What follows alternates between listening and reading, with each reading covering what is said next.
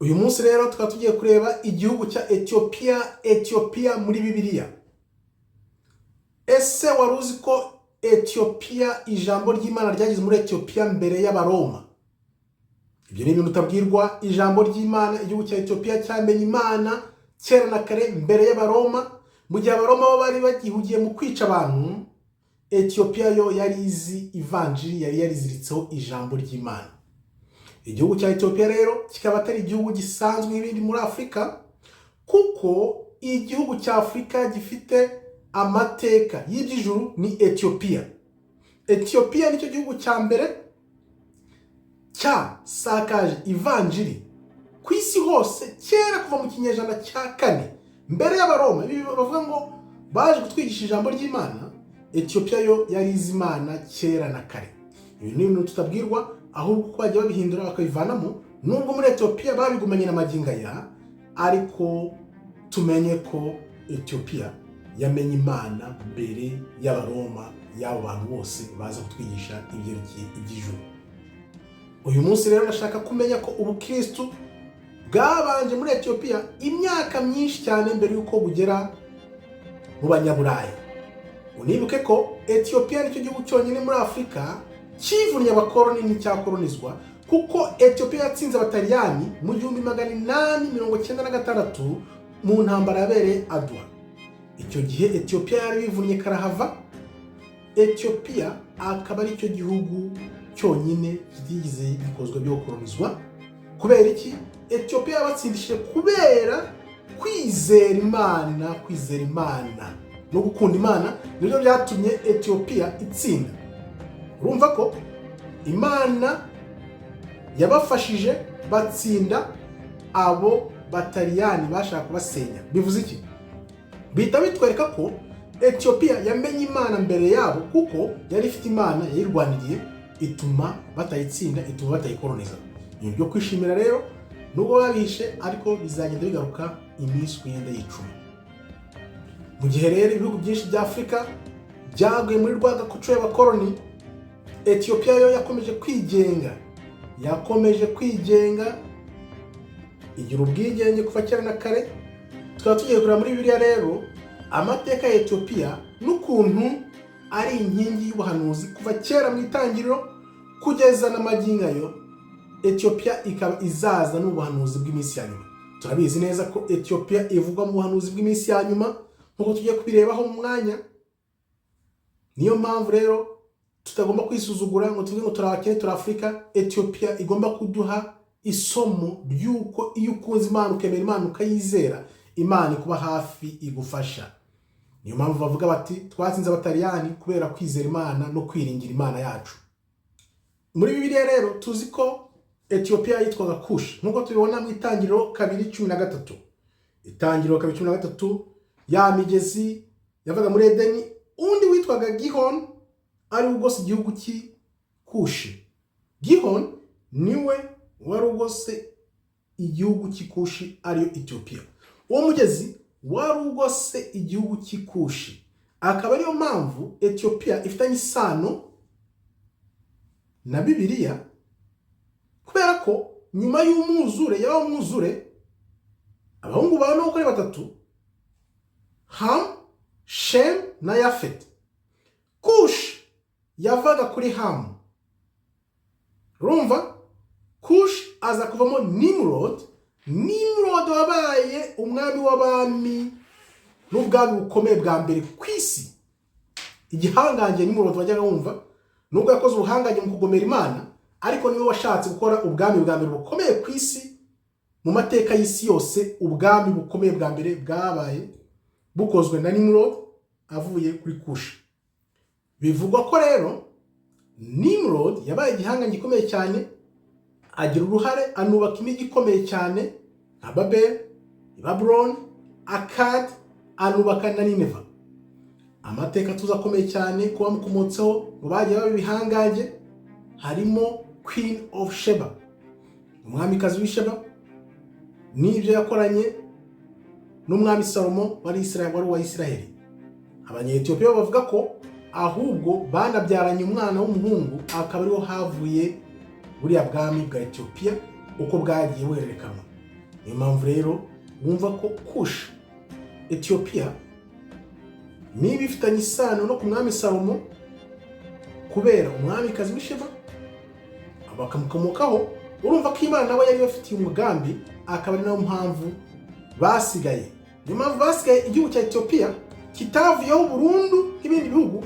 Njyewe nerekwa bwa mbere ubwo ndibuze kubigarukaho mu mwanya kubwira ikintu navumbuye kuri Etiyopiya, nuko bino bihugu byagiye bisigara, Imana ikabisiga kugira ngo bizatubere icyitegererezo, tutazibagirwa ibyabaye. Imana igenda isigaho ibimenyetso bitubere nk'ibimenyetso by'ibyabaye kera, bitazibagirana nubwo bashaka kubisiba gute. Wibuke ibintu byose bashatse gusiba, urabona ko Etiyopiya ihari. Kuba ihari kuriya ntugira ngo birabashimisha, ariko ni ukubera gushaka kw'Imana. Naho ubundi iba yarazimiye nk'ibindi bihugu byose, ariko iracyahagaze n'amagingo aya. Nkuko nabikubwiye rero, Abanyetiyopiya ubwabo bavuga ko Salomo n'umwamikazi w'Isheba babyaye umuhungu Menerike. Menerike niwe wabaye umwami wa mbere wa Etiyopiya. Wibuke ko abakomotse kuri Kushi bamukomotseho bagize ubwami imyaka 3000, bayoboye Etiyopiya imyaka 3000 kugeza umwami w'abami wa nyuma Haile Selassie. Urabyibuka? Niwe wavuga abantu bibuka byatwaye imyaka 3000 bategeka Etiyopiya. Kubera iki? Kubera ko Imana yabakoresheje, ikoresha uwo mujyo w'ubwami nka kera ko byari bimeze kugira ngo basigasire ya ndangagaciro ya Etiyopiya. Ari nayo mpamvu twumva Etiyopiya ivugwa mu buhanuzi bw'iminsi ya nyuma. Ugiye kureba ukuntu izaza muri ubuhanuzi bw'iminsi ya nyuma, ubwoko bw'Imana buri kwigaragaza. Urumva ko Imana nta kintu na kimwe ikora idafite impamvu. Yarabaretse baguma hariya, ibihugu byose biragenda, ntabwo uzasobanukira ukuntu Etiyopiya izongera kuzamuka noneho kugira ngo igire imbaraga muri ubuhanuzi bw'iminsi ya nyuma buje. Abantu rero bagerageza gusiba ibintu byinshi cyane, ariko hari amateka udashobora gusiba. Mu gihe ibihugu byinshi cyo ku isi, cyane cyane ibya Afurika, byari byibereye mu bupagani, Kushi yo yari ikataje mu ijambo ry'Imana, yigira ijambo ry'Imana. Ari nayo mpamvu yatangiye kurisakaza mu kinyejana cya 4. Mu kinyejana cya 4 Kushi yo yigishiraga ijambo ry'Imana. Urumva ko abandi bibere mu bupagani, ariko Kushi yo iri kwigisha iby'ijuru, yibereye mu ijambo ry'Imana. Urumva ko niba bari bo batangiye gukwirakwiza ijambo ry'Imana hirya no hino, Imana yarabishimiye nyine, bo bari barangajwe ishinga no gukwirakwiza ijambo ry'Imana mu mahanga yose. Niyo mpamvu twanavuga tudashidikanya uyu munsi ko kuba bariho ari ubuntu bw'Imana, kuko bo mu gihe abandi bari bere mu bupagani, yo yari hugiye mu gukwirakwiza ijambo ry'Imana hose ku isi. Nuko rero Etiyopiya yakomeje kugira ubwami bukomeye cyane, ubwami butajya buvugwa ariko bwakomeye butavugwa Etiyopiya yagize ni ubwitwa Aksum. Aksum yakomeje gukwirakwiza ijambo ry'Imana, babaho. Urumva ibyo byose nuko Imana buri gihe igenda igereranya Israeli na Etiyopiya. Nkuko tubibona, Imana igereranya Israeli na Etiyopiya. Urumva ko Imana nayo yabahizeho akaboko kayo, ariyo mpamvu tubona batakoronijwe. Ikintu cyantangaje rero, cyakira agakiza ndi gusoma ijambo. Wumve ibyo byiza byo gusoma ijambo nkuko nabibabwiye. Nasomye ijambo ngera kuri Yeremiya hano 38:12-13. Uretse wumva ibintu byantangaje, natangajwe. Urumva ko twese twakuze kera tuzi ko abantu bose muri Bibiliya bari abazungu, siko twese twakuze tuzi. Ariko uretse wumva ibintu nasomye birankangura, atari ukuntangaza gusa, biranankangura, bituma menya ko ubwoko bwose bwo muri Bibiliya barabiraba, uretse abaza nyuma b'Abaroma nyuma. Ariko ibya mbere byose byabanje byose, abantu bose muri Bibiliya barabiraba. Reka nze ngusomere wumve icyatumye birabukwa mbikeka, kandi none nkaza gushika amakenga. Uretse wumve Yeremiya 38:12 kugeza kuri 13. Ebedimeleki w'umunya-Etiyopiya, w'umunya-Etiyopiya. Naratangaye. Wumve ko ntabwo nari narasomye ijambo ry'Imana, narasomye ni Ebedimeleki w'umunya-Etiyopiya. Abwira Yeremiya ati, shyira ibyo bishambagara mu maha bishyire mu maha n'izo nyonga uzishyire mu maha maze urenzeho imigozi. Nuko Yeremiya bigenza atyo, bahera ko bakururisha Yeremiya iyo migozi, baramuzamura mukura mu rwobo. Wibuke Yeremiya yari yaratoye mu rwobo bashaka kumwica, akizwa na Ebedimeleki umunya-Etiyopiya, amuhaye iyo migozi ayishyira mu maha ye, baramuzamura. Bamaze kumuzamura, Yeremiya aguma mu rugo rw'inzu y'imbohe. Naho ngaho yavuye mu rwobo avanywemo na Ebedimeleki w'umunya-Etiyopiya. Maze kubibona naratangaye ukuntu ntari nzi ko abantu bo muri Bibiliya kera harimo n'abirabura. Nibwo rero natangiye kuvuga nti niba njya mbyumva abantu babivuga, cyangwa se abantu bose bakuvuga ngo abantu n'abazungu muri Bibiliya, noneho nkaba mbonye Ebedimeleki yari umunya-Etiyopiya, reka nishakishirize ubwanjye menye ukuri. Nuko naje kumenya ukuri, menya ko abantu bose muri Bibiliya bose bari abirabura.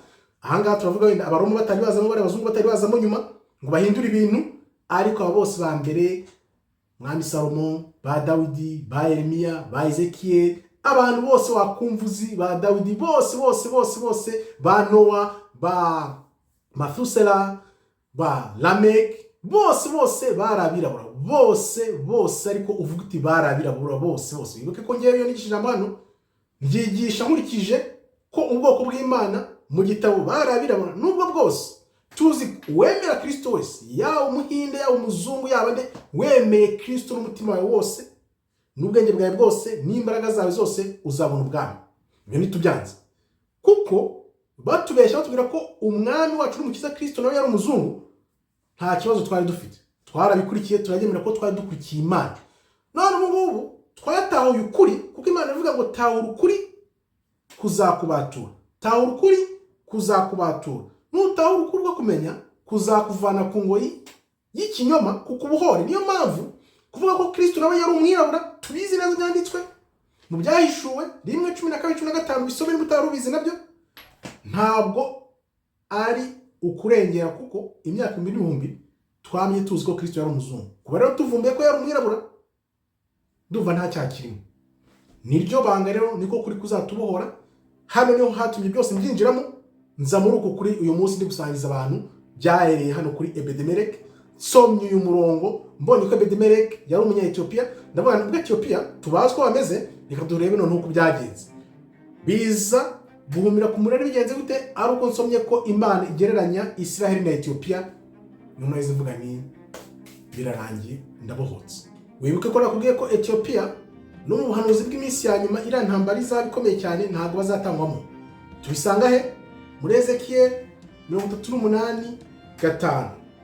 Ezekiyeli 38:5 ari Uperisi, ayo Irani, no muri Etiyopiya.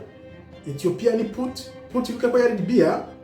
Abo bose nabo bazaba bari kumwe nabo, bose bafite ingabo nini n'ingofero z'ibyuma.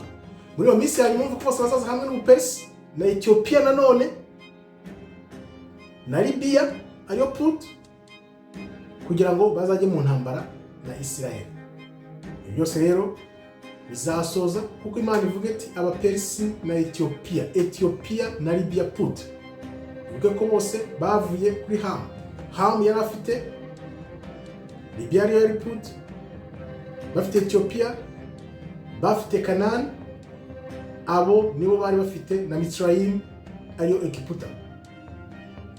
Etiyopiya rero nayo uko yavuyeho Nimrod wari ufite ubwami bukomeye cyane. Urumva ubwami bwabo bwarakomeje bujya muri za Kusumu, bujya muri abo bandi bamaze imyaka 3000 kugeza na magingo ya Etiyopiya nubwo iri hariya. Ari nayo mpamvu izajya mu ntambara na Egiputa nk'uko nabikubwiye, bapfa ruriya rugomero rw'amazi, nabyo bikaba ari ubuhanuzi, akaba ariko bazaza muri ya ntambara igiye guhuza za Irani na za Isiraheli. Reka rero turebe hamwe Imana igereranya Etiyopiya na Isiraheli, igereranya Isiraheli na Etiyopiya. Tubisome mu Muhanuzi Amosi 9:7. Amosi 9:7. Mbese nimumere nk'abanya-Etiyopiya mw'Abisiraheli mwe, ntimumere nk'abanya-Etiyopiya mw'Abisiraheli mwe, niko Uwiteka abaza. Uwiteka arabaza ati Isiraheli we, ntumeze nk'abanya-Etiyopiya. Ibi bikaba bitwereka ko na Isiraheli, abanya-Isiraheli nabo bari abirabura. Imana ni umuhanga ukomeye cyane. Imana yagiye dusigira ibimenyetso byinshi. Etiyopiya akaba ari kimwe muri ibyo bimenyetso. Murakoze rero, Imana ikomeze ibarinde. Shalom, shalom, shalom. Toda raba, tov meyod.